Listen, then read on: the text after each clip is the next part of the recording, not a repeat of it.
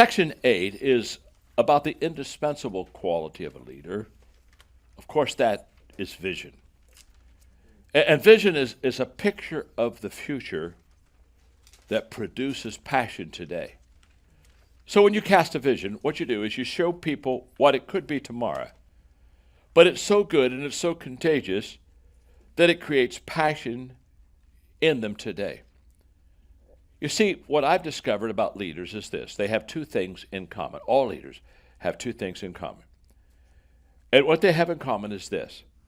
They see more than others see, and they see before others see. That's a fact about leaders. They see more, and they see before. So to illustrate that, if you're in the room with 10 other people, and they're talking about something, and everybody sees more than you see, and they see before you see, you are not the leader of the pack. Are you with me? Because leaders, that's what sets them apart. And regardless of culture, regardless of age, you show me a leader, they see more, they see the bigger picture, and they see before others see.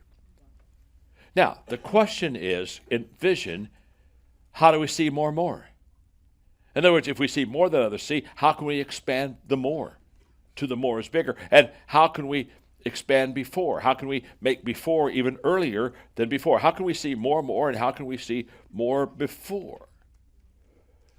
And I'm going to give you this answer because this will help you really begin to be a person that learns how to live and cast good vision for your people. But before I teach this to you, look at your neighbor and say, John's going to teach you how to see more, and more before. Okay? Tell them that, all right?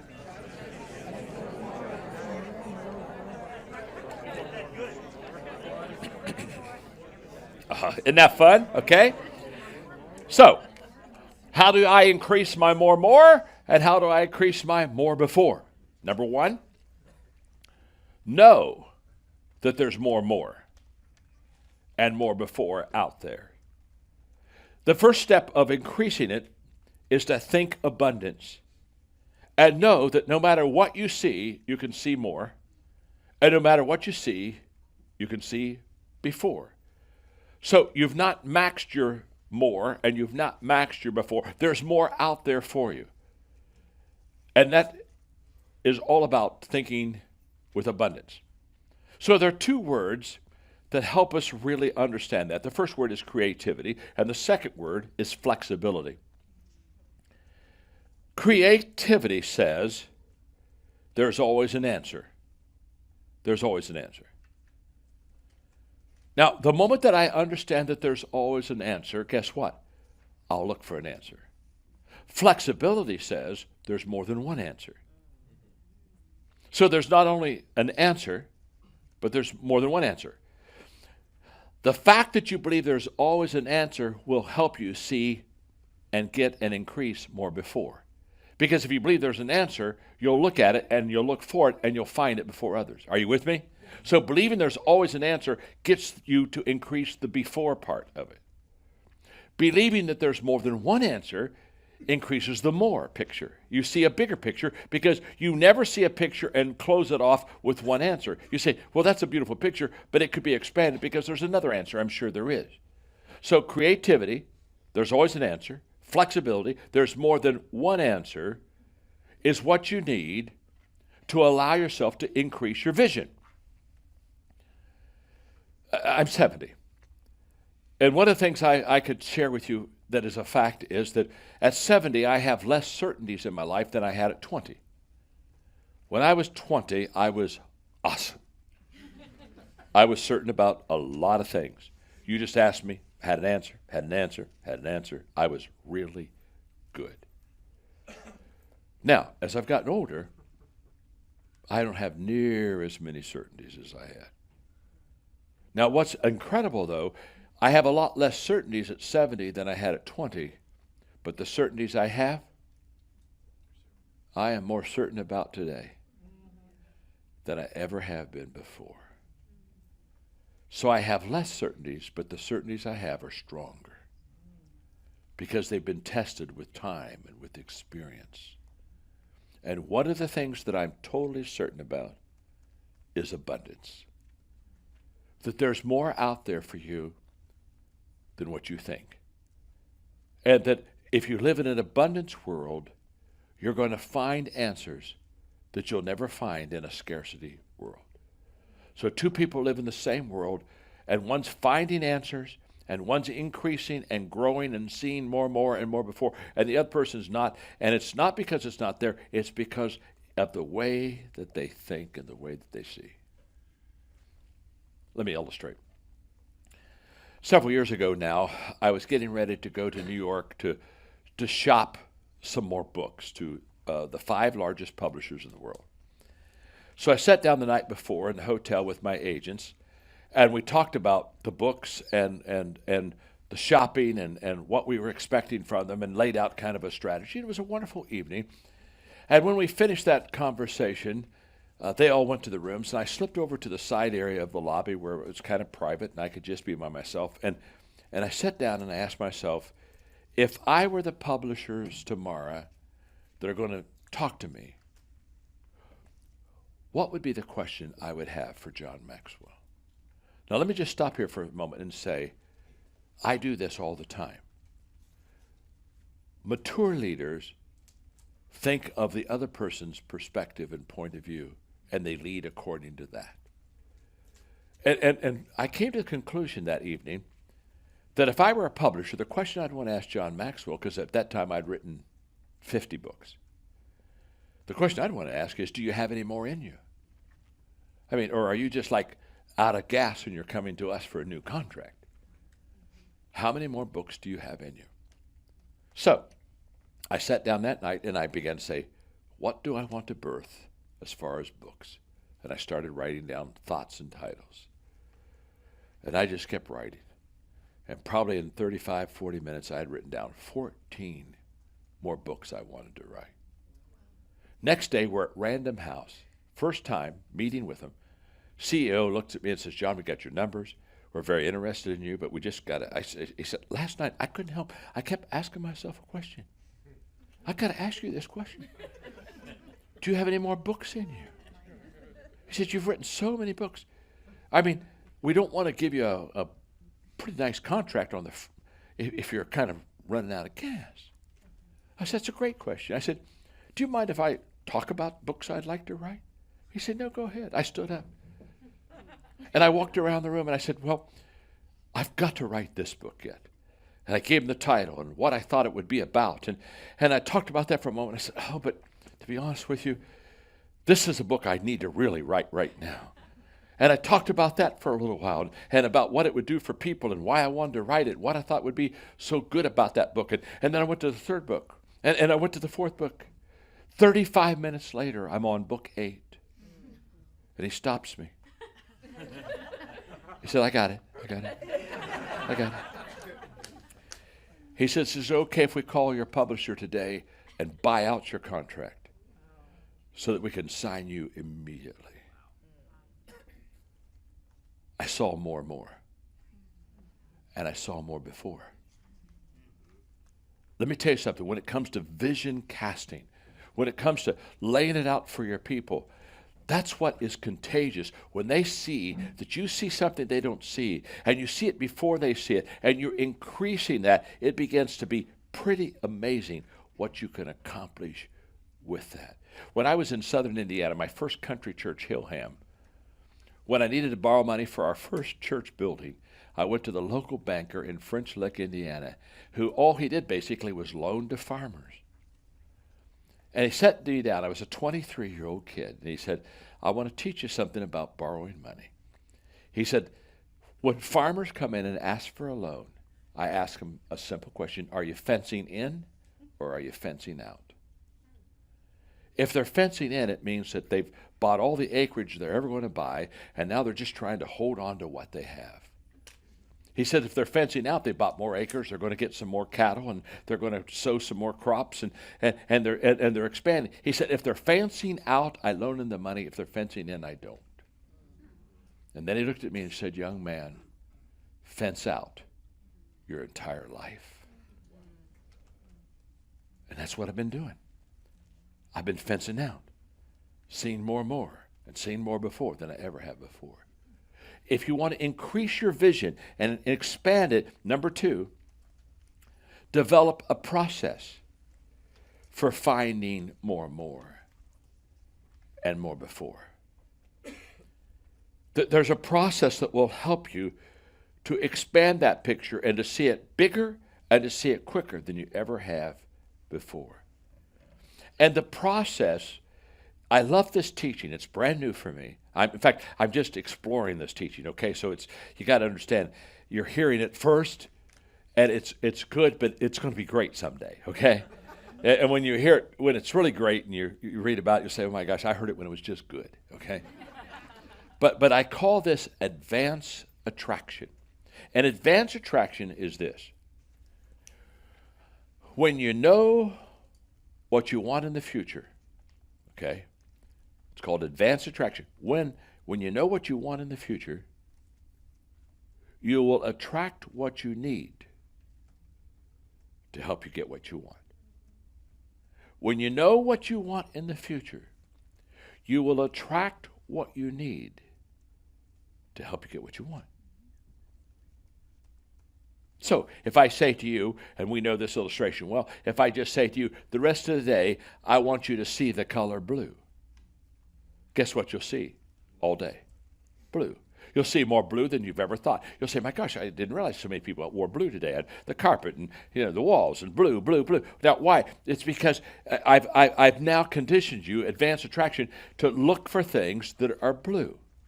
Well, if you know what you want when it comes to your vision, when you know what you want, see, that's when you'll start to attract to you the things that will help you get what you want. It's not that they haven't been there, it's just you haven't seen them until now. So here's the way this works. Once you know what you want in the future, your mind will help you think of things that'll help you get what you want. And your eyes will help you see things that'll help you get what you want. And your heart will begin to feel things that will help you get what you want. And your attitude will help you to believe things that will help you get what you want. And your mouth will start to say things that will help you get what you want. And your life will begin to attract things that will help you get what you want. Why? Because you know what you want. Once you know what you want, once you got your vision, once you know where you're going, once you know what that picture looks like, you're going to find all kind of people to put in the picture. You're going to find all kind of resources to put in that picture. But it'll never happen to you until you know what you want. If you don't know what you want, you don't attract anything to you. That's the process. It's called advanced attraction. And the process is, once I know where I want to go, I'm going to find all kind of people who help me get there. And I'm going to get all kind of resources. And it's kind of like this. When you start moving towards your vision, as you move, you attract the resources to you. Are you with me? So what happens? We're moving toward our vision, and we're getting low on resources. And so here's what people do. They stop. They say, oh my gosh, okay, wow. I'm going to have to wait for the resources to come before I start going again. And they don't understand. The stopping stopped the resources. Happens all the time. But the moment they start moving, the resources move too. Resources move as you move. And resources come to you as you need them. But they don't come to you if you aren't moving. Inaction creates no faith, and inaction creates no response. That's why all of my life, I don't mean this unkindly, I basically know what I want, and I start going. And I get people to come into my life that I don't deserve. I get people to come into my life that I don't go after. A lot of people that come in my life, I can't take any credit for going after them. To be honest with you, I'm a person of faith, so I'm not trying to out-faith you here, but God helps me. But he knows that I'm going, see, he honors obedience. And obedience is only understood on the back end. It's not understood on the front end.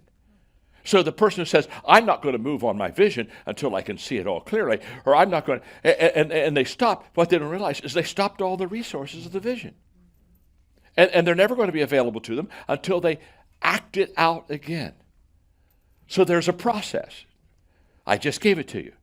And the moment you activate that advanced attraction, all of a sudden, you see things start to come towards you that you never would have thought possible. Number 3, how do you get more and more and more before? Invest time with people who inspire you to see more and more and more before. In other words, you've got to get around people who have a bigger vision than you, who see a clearer vision than you. You never want to be at the head of the class. If you're at the head of the class, you're in the wrong class. You always want to get around people bigger than you, smarter than you, faster than you, more experienced than you, more successful. I purposely put myself in environments like that on a continual basis. Continually. I mean, I took a trip to Italy a couple of years ago with basically a chartered plane full of billionaires. I mean, I was like the poor one there. It was so good to be poor and ask questions and hear and see their vision. And I mean, it's like, dear God, I am nothing, nothing, nothing. Jim Collins calls it who luck. Jim says the most important luck you ever have in your life is who luck, who you meet. And what I've discovered about who luck is that 90% of it is intentional. 10% of it is accidental. And what you've got to do is you've got to go after the people. That's why you've got to always ask the question, who do you know that I should know? Ask that question. Well, who do you know that I should know? Who do you know that I should know? Man, that question's got me to all kind of people that have brought me all kind of who luck. But it's intentional. When you talk about who luck, I don't like the phrase in one way because it's kind of like, well, I hope I'm lucky enough to meet somebody that will come and change my life. No. I'm talking about being intentional to who luck. You go after those people because you need to get into their lives. You need to hear you need to sit at their feet. I asked a principal of a school in Orlando, Florida one day, who do you know that I should know? He said, well, you ought to know John Wooden. I said, yeah, I think I should. I said, can you help me? He said, yeah. He said, I'm a very close friend of his, and I'm going to go out next month and spend a day with him. Would you like to go with me? I said, yes. So I went out to meet John Wooden. Now let me explain something to you about who luck. This is very important. You've got to ask yourself, when you go meet these people, are you going to be a fan or are you going to become a friend? Now let me tell you what a fan does. A fan wants pictures and autographs. Nothing wrong with pictures and autographs. But if you're not any deeper than pictures and autographs, guess what? You get a picture and you get an autograph. And you put a book on your shelf and you put an autograph on your wall, and it's over. The key to who luck is when you're going to meet that person that's going to be the person you should meet, you want to be ready to be unforgettable to that person. So when I was going out to meet John Wooden, I took a month. I read every book he's ever written. I marked those books up. I began writing questions out of the things that he taught. And by the time I'm having breakfast at his favorite breakfast place in Los Angeles and sitting in the booth with him, and we're doing the small talk for a few minutes, and we were only supposed to meet for 2 hours. He finally looked and said, well, John, he said, do you have any questions? I said, well, yeah, I do. I said, do you mind if I would ask a few? He said, not at all. I reached in my briefcase, and I pulled out my legal pad, and the top of the legal pad was full of questions.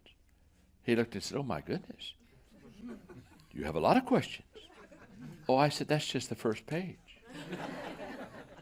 Well, he said, how many pages do you have? Well, I said, well, 1, 2, 3, 4, 5. I got 5 pages. Well, he said, we better get started. We got started. I left that day at 4 o'clock.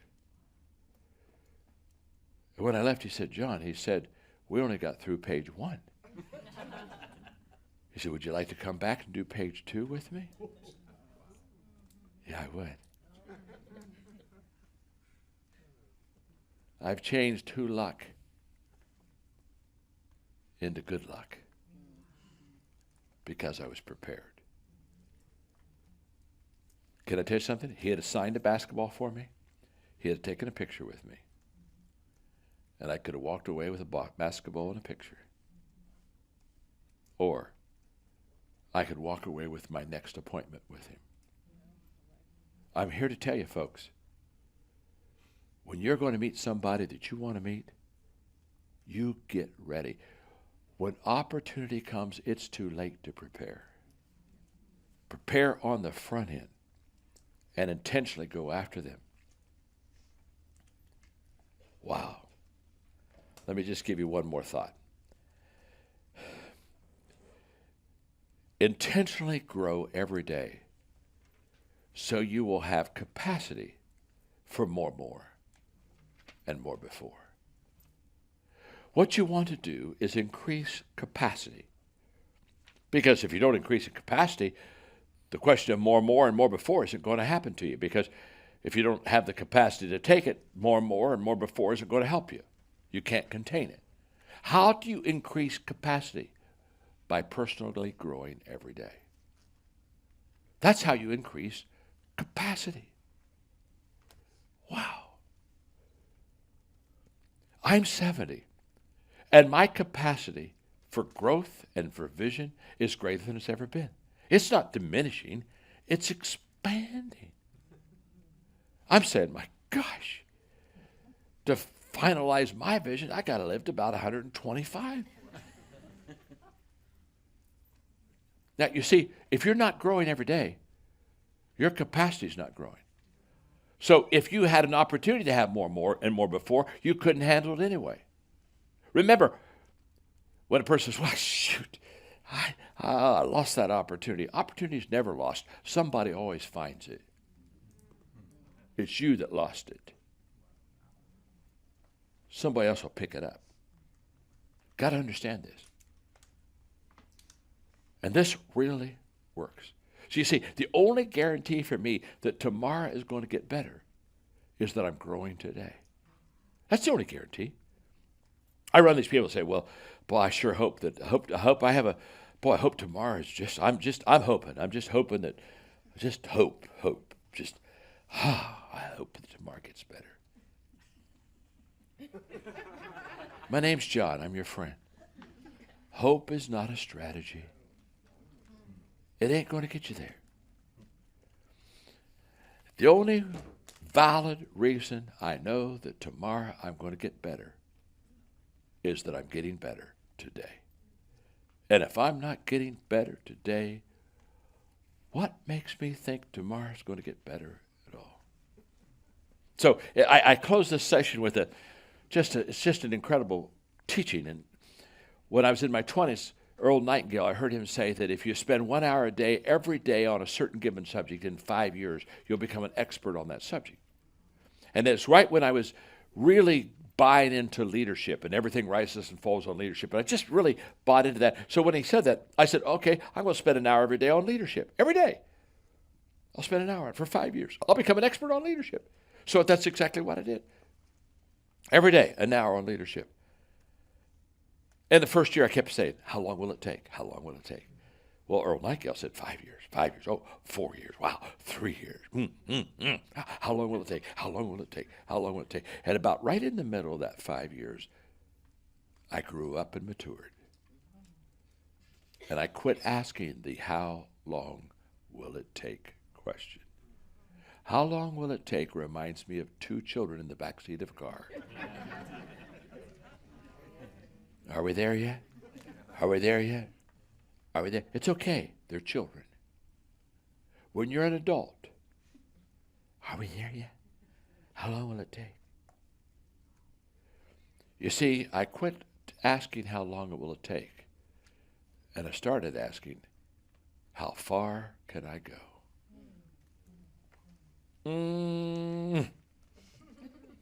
How far can I go?